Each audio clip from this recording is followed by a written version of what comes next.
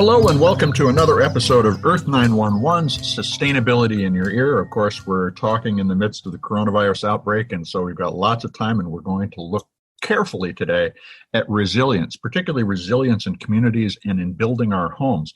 And we're joined today by Aris Popadopoulos, who's the founding chair of the Resilience Action Fund, which you can find on the internet at www.buildingresilient.com.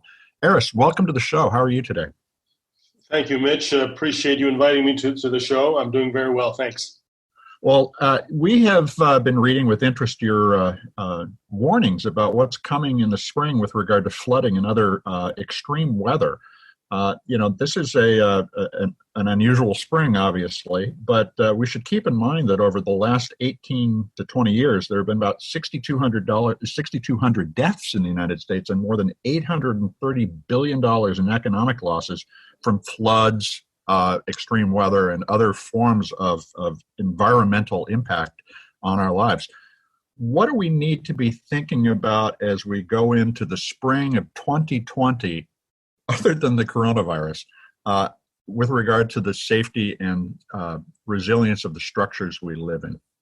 Well, Mitch, it's never been more important than ever in the year we're in and the times we're in to think about how important the safety of our homes and communities is. And I kind of connect this to the current crisis we have with the virus and the fact that we're being told to stay at home, to not get out unless we need essential purchases. That safety of our home, which, at one time, we used to call our home is our castle, is so important, because imagine if something, and just recently we had the Utah earthquake, happens in our community. Where do we go? Where can we be safe? Do we evacuate? Do we go to community shelters? And, what's going to happen to us there? So, investing and taking care of our home today is more relevant than ever, and that extends to our community. Now, this year, we're looking at coming out of 2019 was the second wettest year in history. And you're worried in particular about flooding. Can you tell us about the projections for flooding on the Mississippi, Missouri, and Red Rivers this coming spring? Well, nobody can project with accuracy, but a lot of the projections show that rainfall is on the rise, and that's the primary cause of flooding in the river basins, and the Mississippi Basin and Missouri basins are the biggest of those in the U.S. So, anything that, predicts a heavy rainfall has to worry us. So I keep that in mind. We have to be prepared for the worst and for the unexpected. Well, is resilience really about understanding and being prepared for the unexpected? I mean, when we talk about this, a lot of the times we end up speaking only in situations of crisis. And you are working to inform people about the importance of building standards, of improving those building standards. You point out that essentially housing is built to the least possible standard in order to make it the most affordable. But that means that a lot of times people are moving into homes which are not well protected from flood or from storm. How's the Resilience Action Fund engaged with communities to help people understand? Are you working primarily with policymakers, or do you do outreach to ordinary homeowners and business owners? Well, I spent a career before retiring more than 5 years ago in the construction industry. So I saw up front the difficulties and the challenges of raising the standards. And it's a little bit of a chicken and egg situation, in that the biggest resistance to raising the standards for how we build our homes and our communities comes from the builders themselves. And the reason for that is they see it as a cost. In other words, a higher standard will mean, a higher cost of construction. And the problem is that the consumer, which is all of us, does not value that strength, does not value that resilience today. And we're not willing to pay more for it. And therefore, the builder sees it as a loss. Different from how we view today, let's say, safer cars or organic products or green products, where we appreciate the value of something better and we're willing to pay a little extra for that because we see that it benefits us. We're not doing that with our communities and homes. And to me, that's a primary focus of Resilience Action Fund. I've termed it consumer-driven resilience because I believe that for something to be sustainable, it's got to be practiced by the consumer. And the consumer can drive the supply chain if they value it and are willing to ask for it. Well, there's certainly ample evidence of that right now because we can see entire industry shutting down because consumers have simply stopped purchasing what they make. And I've never seen a better example of evidence that small decisions by individuals make a huge difference to the economy. How can we take the moment of clarity that we have right now and talk in terms of the full life cycle cost of a house? Not simply the cost of construction and moving in, but the maintenance and, in many cases, rebuilding of that house because it wasn't built to specifications that would prevent damage or serious damage during a storm or an earthquake. Is that something that, given where we are right now, you think it's time for us to have a different kind of conversation about the full cost of a home and building and supporting a community over time rather than just at the moment the house is for sale and somebody's considering buying it? Yeah, indeed. We have not really understood the full cost of living through a disaster.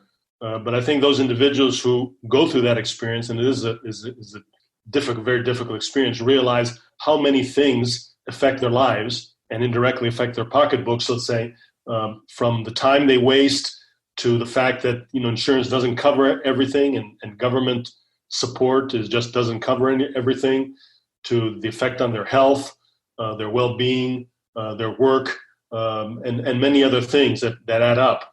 Unfortunately, very little research gets done in this specific topic of how the consumer, let's say, the individual bears this experience. Most of the research is done either at the government level or at the insurance company level, but not at the individual consumer level.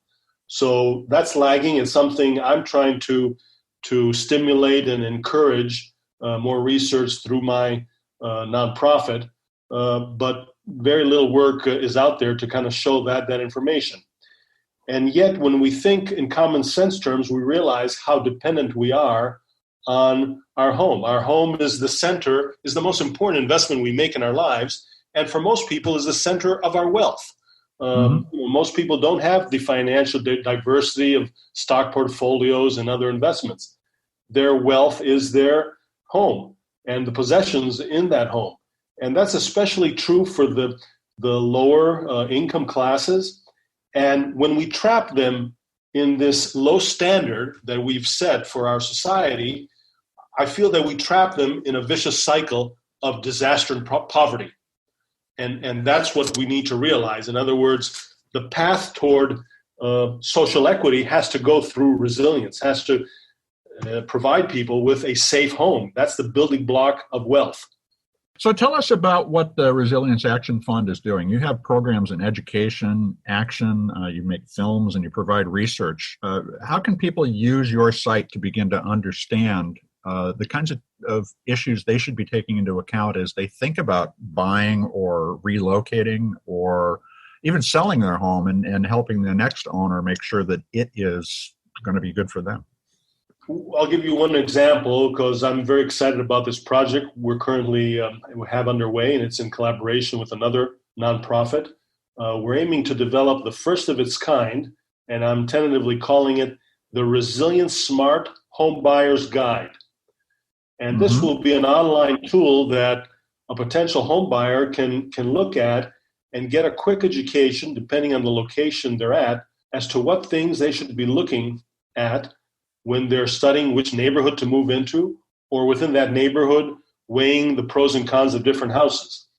And I like to make it like as if you're talking to a knowledgeable uncle or friend who kind of give you some pointers and say, look, in this area, watch out for this, this, and this. Pay attention to these things. For example, if you're in a coastal area, you don't want to be buying things that are in a floodplain. You don't want to be buying a home that's in a designated flood zone. But even if it's not in a designated flood zone, the data shows that over a third of the flood-related losses happen outside of the flood zone. So how do you know if something outside of a flood zone is vulnerable? Well, there are sources of information that consumers can easily go to get that, and we want to help them. We want to give that to them in a easy to use site where they can first know how to become their own best screeners and detectives, let's say, resilience detectives, and second, ask the right questions. Because the property industry, the realtors and others typically won't volunteer this to you. Unless you are insistent and going after it, you will not normally get this information offered to you. So that's one of the programs I'm very excited about. Now, so you mentioned flooding. What are the other major hazards that a homeowner needs to be aware of as they start investigating the resilience of a location? Well, Mitch, the four big hazards, and this comes from insurance kind of statistics, 85% or so of the economic losses are caused by wind, water, fire, or earthquakes, which I also call seismic. So if you focus on those four, and all locations have fire risk. Now, if you're in a urban wildlife interface, you've got to be even more concerned these days about fire. But all locations face fire risk. Many locations face water risk, whether that's flooding or water, just rainfall type risk, and the type of roof you have is very important. And many locations face wind, the hurricane-prone coasts of the Atlantic and the Gulf, the tornado-affected areas in the center of the country and elsewhere, and many areas, the whole West Coast and some areas even in the East Coast are affected by seismic. So, you've got to look at some areas, at least 3 of those 4 or even 4 of those 4 are things that you need to focus on. Now, there may be others such as landslide and things like that, or volcanic activity, but those are in the 10 or less percent. But I'd say if you focus on those 4 hazards, you've covered most of the risk. Well, having actually lived through a volcanic eruption, it does happen, but it isn't something that's going to be threatening very many people. Now, another thing that you looked at, and I read with some interest on your site, is commentary about whether or not sustainable or green houses are actually resilient. Are we building green homes with an appropriate attention to their ability to withstand these severe weather events?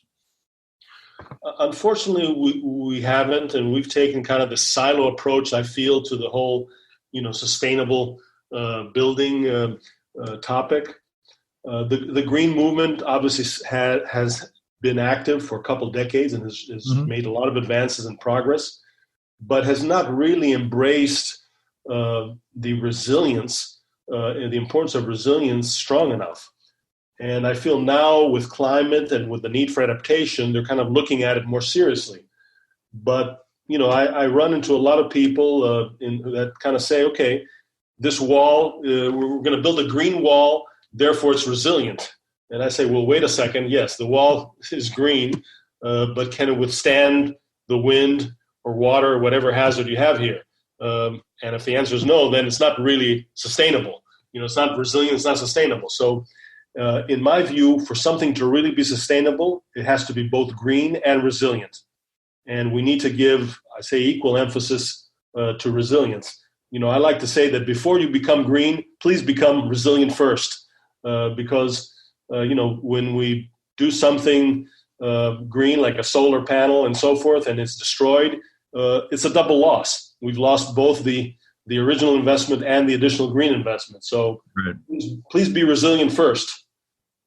Yeah, we want our investments to be enduring, and that really is one of those challenges that becomes starkly clear in the environment we're in right now with coronavirus.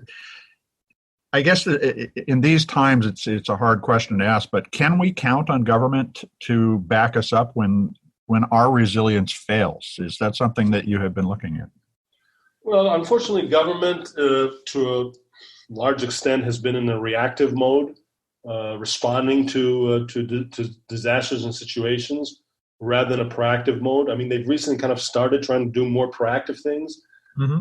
but it's definitely not enough. I mean, it's still 90% reactive and maybe less than 10% proactive.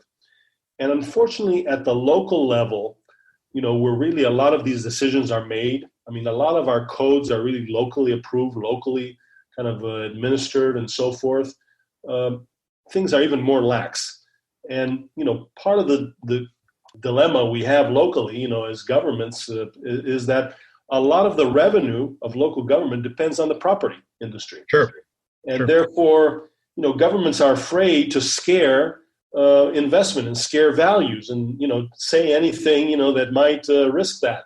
And in fact, a lot of governments approve projects that are very marginal from a resilience point of view. They're still approving projects in floodplains, Mm-hmm. Yes, as a developer, I can get an engineer and, I can put together a plan to, move the water and so forth. And, I can sell the community, the commissioners or whoever I'm talking to on the fact that I'm bringing jobs, I'm going to improve the tax base, and I'm also going to contribute to community facilities and things like that and get my project approved. But, a lot of these standards are so low that they don't really account for the severity of the hazards in that location. And who ends up paying for it? Well, obviously the consumer and the community as a whole in the end pay for it. So, we've got to get out of this cycle somehow. And to me, again, it boils down to educating the consumer. And I think we're starting to see in some markets where the consumers are starting to wake up. They're looking at properties on the coastline. They're saying, well, wait a second, maybe this is not worth as much as the seller is trying to get, because I'm going to have to do X, Y, and Z, elevate the property, improve the seawall, do a whole bunch of other things to defend it. And we're seeing some of those properties being heavily discounted, essentially losing value. And I think that's going to be the long-term trend for vulnerable properties. So is there a way for a consumer to really understand where the vulnerable properties in their region are? Well, I like to say that 70 to 80%, let's say, of the resilience is achieved at the time of purchase. And the other, let's say 20, 30%, is achieved after that, Right. And there's two dimensions to that. The first is the location, and the second is the type of building. So, location-wise, depending on the hazard, obviously flood being the most location-specific hazard, you've got to look at elevation. I mean, that's the key parameter there. Right. How far above the water level, whether that water is the sea, the ocean, or the river, or the lake, the property is.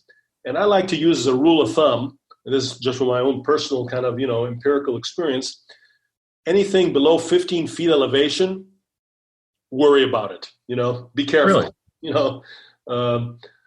And I moved, I live in Miami. I used to live on the beach for over a decade, and I moved 8 years ago to the west side of the bay, Biscayne Bay, and settled where the original settlers had, settled when they came down to this part of Florida at about 15 feet elevation, which is a mountain from Miami,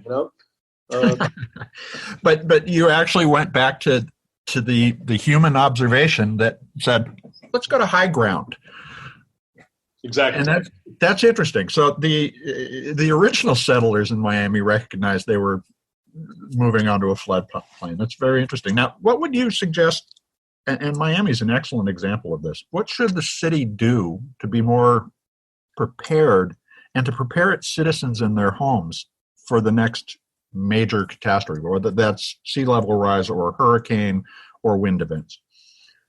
Well, I'm very close to Miami, and I talk quite a bit with the policymakers here, Miami Beach being kind of what I call ground zero for all of this.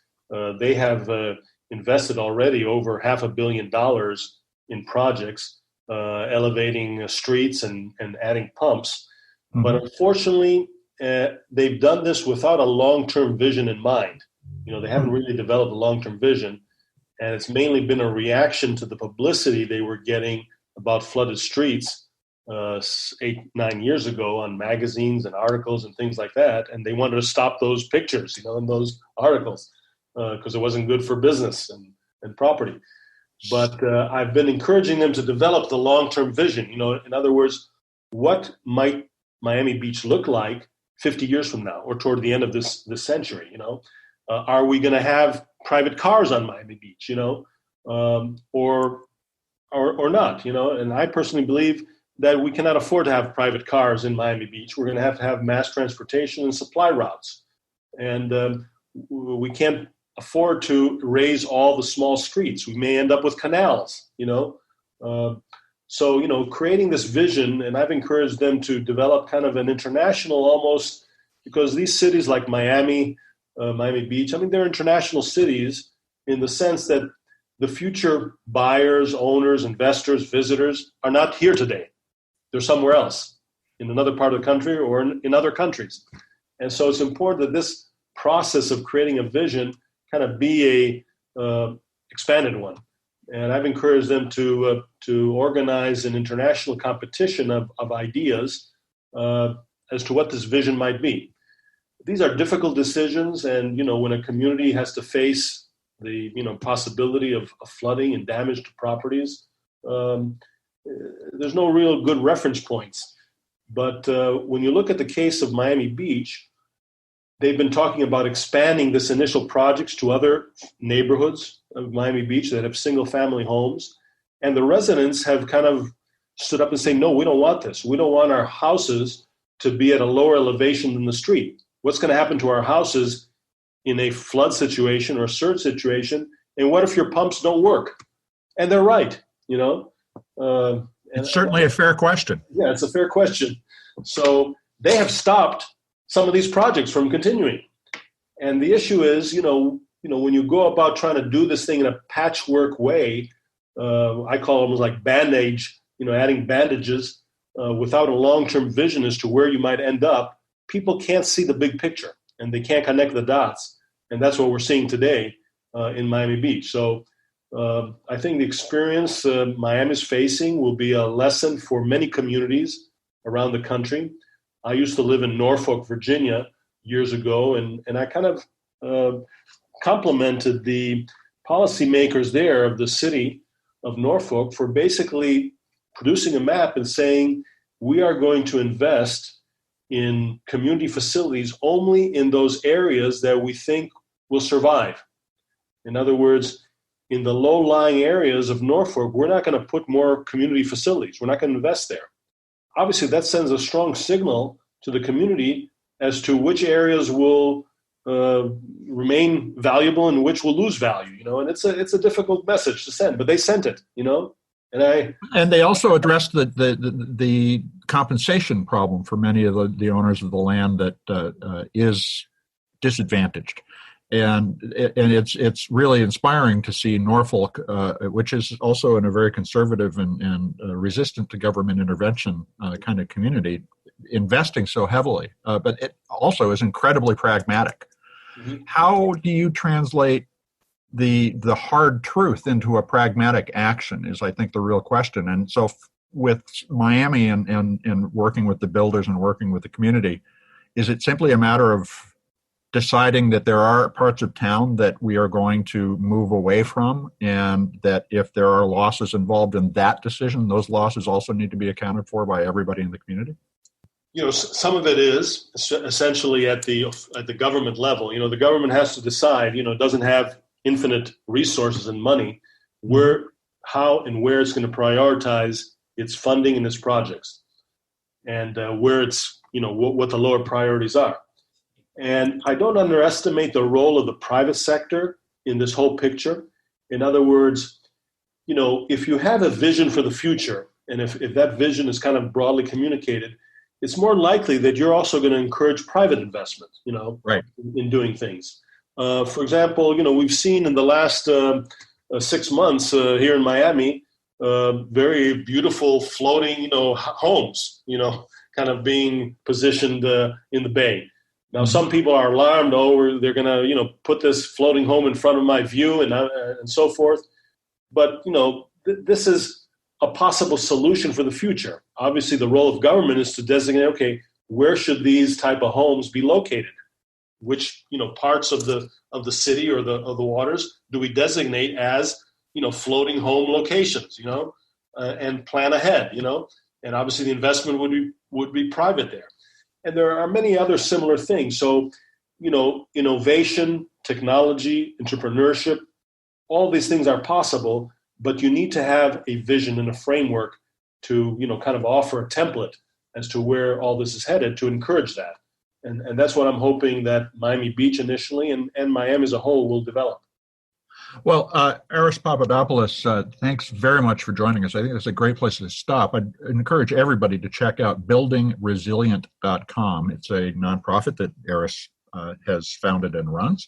And there's a lot of great information here, including halls of fame and shame in terms of participation. There's also the best navigational button I've seen in a while: buy, read books. I congratulate you on encouraging people to read, Harris. But check it out. His book about building resilient community is available on the site. And if you purchase it, will also be a nonprofit contribution. So folks, do check it out. Aris, thanks for joining us today. Thank you, Mitch, and appreciate you bringing this to your audience. Well, everybody, this is Earth911's Sustainability in Your Ear. We'll be back with another interview soon, and have a wonderful and safe day. Take care.